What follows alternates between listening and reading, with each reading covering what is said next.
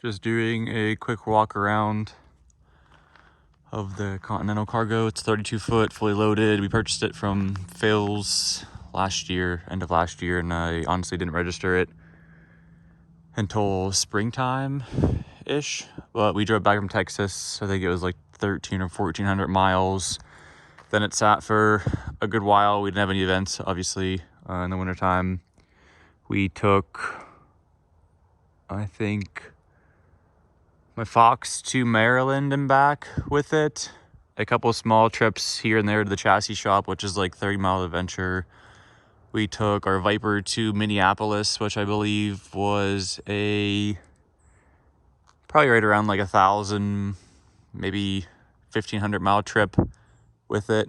Went to Minneapolis from Pittsburgh, PA. Then we went to St. Louis for an event with Nth Moto, and then came back to Pittsburgh, PA. And then ever since then, honestly, it's been sitting. We did one more trip to the chassis shop with the Fox with it, and then that is about it. Whenever I said rock chips like in the front, I didn't really mean rock chips per se, but you can just see some indentation here, and there's just a couple indents on the front just from my truck. Obviously, like I said, it's dirty. The spots on the left are just mud from going up my friend's driveway. But this is the front. Like I said, it'll be professionally detailed before it gets picked up. This is what I was talking about, just on the tongue area, just from the hooks. We have a drop hitch, a pretty large drop hitch for it. And we bought 2 sets of chains, one extended to clear the drop hitch. So we just had the other set just chilling there. This is the side of the trailer. The wheels are a little dirty because it sits in this spot. Not really any issues as far as that goes. All the trim's intact on this side, as you mentioned. Just the wheels.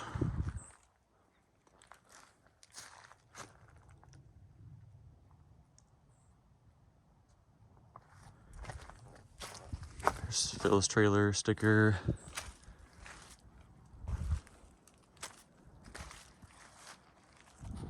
Another Phil's trailer sticker. Try to get a wider shot. I guess that won't work. There's the back, a little dirty.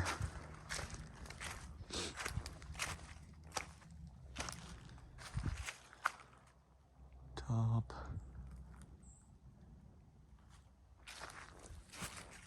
This side's a little bit dirtier, as it usually sits in the mud. There's the awning, both sides. Speakers on the outside, lights on the outside. There's lights in the back up there. It's powered by a switch in the back. It's like right here in the inside wall. I can show you when we go inside the trailer.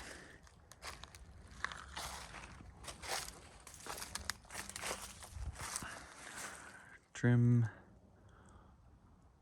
Can't really see up there, but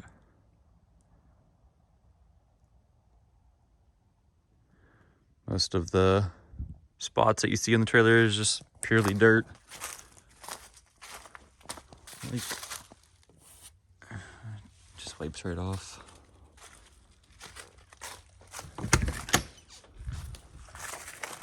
I'll do the front real quick. This side of the front. Just some dirt that just needs taken care of. Tongue.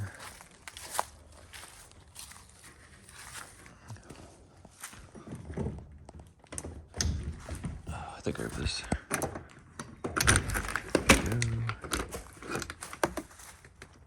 There are these little latches which are super cool. I'm sure you're familiar, but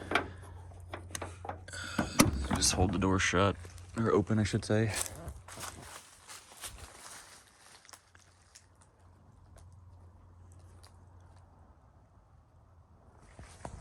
Inside, I have the lights on the inside, obviously. I do just have the battery on a jump pack at the moment, just so it's a bit brighter. There's a little scratch on that main cabinet there. Otherwise, all of the other cabinets are and toolbox are all pretty spotless, and then the rub, I honestly didn't even know that that scratch was there, but the other rub is just right here in the front. I had a slick on the way back from Texas sitting next to it, and it just put a small rub mark in it. I still have maybe some stuff in here. No, this is pretty empty. Inside, home like new. All the locks work, no issues. So I get 2 bottles for my Fox.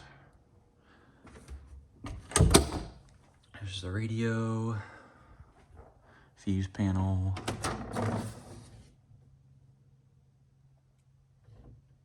Try and get it to focus.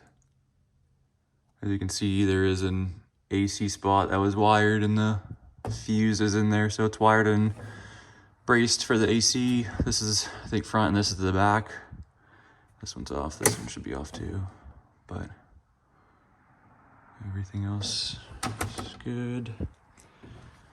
Toolboxes locked. It's the remote for the winch. Makes it super convenient. And just a bunch of zip ties. Obviously the tools won't come with it, but drawers fine. Fine. Just some extra cables and stuff that they gave me, which you'll obviously get. Just leave that winch in there. Just the hidden winch.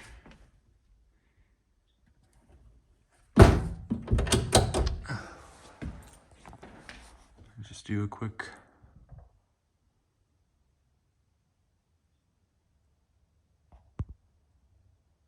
that was out of focus, but the floors in here I usually try and keep pretty clean.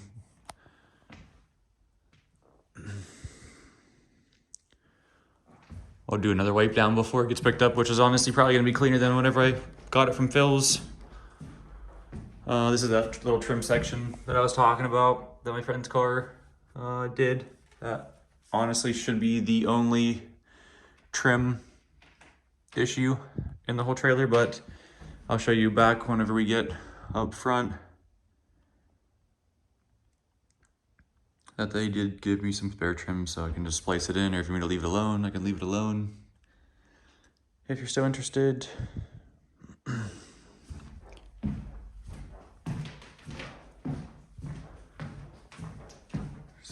Outlet there. List these. There's floor lighting, blue lights, blue stepwell lights.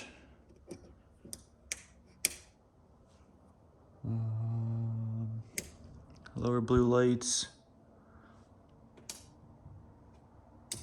lower white lights, interior lights obviously. Here's the exterior lights.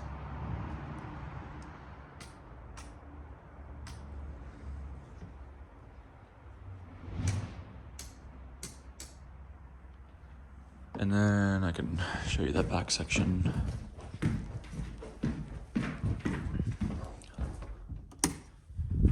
You can turn the interior lights off for the switch too, if you really want to.